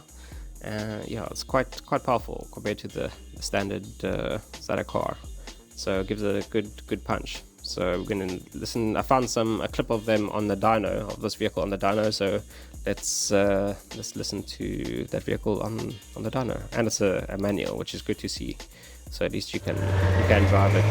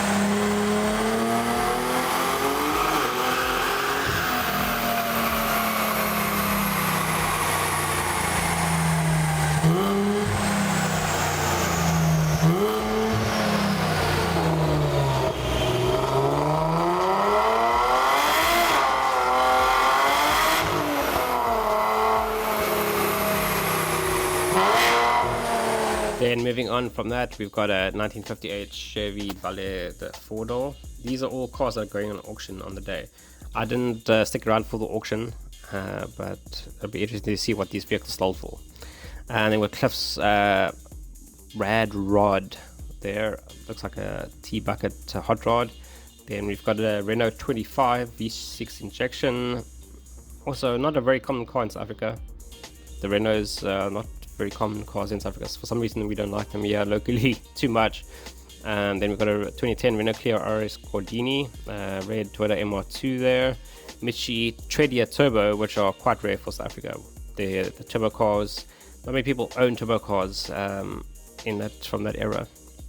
Then we've got Woody's Jeep, a Datsun 510, a Ford F250, just the underpowered 4.2 litre diesel one. Then we've got a S380 W126 Mercedes, and next to that we've got a Subaru WRX. Then next to that we've got a 61 Ford Fairlane, and then we've got some more footage of hot rod driving. So this one on the side, it's Steam Overdrive. I tried to look up some more information on this vehicle, but I couldn't actually find any more information on it. So it'll be interesting to see if anyone does have information, let me know. Then yes, just some more up close shots of the engine, things like that, of the BMW 325i E30 Turbo. So it's really well done. The car, you can see it's been well taken care of. Then these are some of the vendors as you come in. Got some of the Perana V6 Capri, like we said earlier, then the Perana V8 Capri. So it's good to see that someone's actually taking these rare cars out and actually showing them to us. The cars that you'll never see, because of the rarity, guys will probably never drive them on the roads because of they don't want anyone to crash them because they're so rare. Yeah, Ford Escort RS 1600, one of the last original ones around as well. Not many of them, most of them also leaving for the UK because the UK market's a lot stronger. The guys locally aren't willing to spend that kind of money on those kind of cars because you grew up with the cars, so they weren't worth that much growing up. So now later on in life, you don't kind of want to spend that money. Then we've got the pineapple juice stand on the left there. They were definitely a lifesaver that day. They literally sold you like a 2 litre of half frozen pineapple juice. So you got this very pulpy pineapple juice that's half frozen on a hot day. It's really good. It cools you down and gives you a good refreshment. Then a tradition that we always have is these mini donuts. So you've got choice of caramel or chocolate topping, as well as hundreds and thousands. So they called the Dancing Donut Factory. So it's also a spin-off of the Chip and Dip franchise. So you can actually buy them from the franchises from the same place. And then this is us just leaving the show. Alfa 4C there on the left. I'm sorry, not on the left, on the right. And yeah, that's the show that's done for us. We were there for probably like 6 or so hours. So all this 2-hour long video is actually compressed down from 6 hours worth of footage. So I know it's a long video, and I hope you guys enjoy the video. And if you guys do have any clips of the show, of course, starting or raving or things like that, it would be great to hear. So yeah, send it through to us, and we'll see you guys on the next one. Thanks for watching.